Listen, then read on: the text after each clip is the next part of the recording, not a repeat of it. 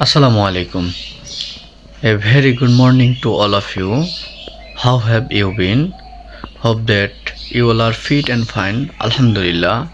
I am also fine by the grace of Almighty Allah. It's me Delwar once again before you. I am your host. I am a student as well as coaching teacher. Today I am making a video after long days. I could not make a single English grammar video because I was busy on my works, so that's why I will not be able to make a single English grammar video.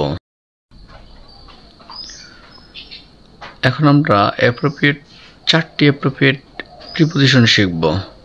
Appropriate preposition জিনিসটা হচ্ছে যেখানে যেটা বসার সেখানে সেটা বসবে। কেউ যদি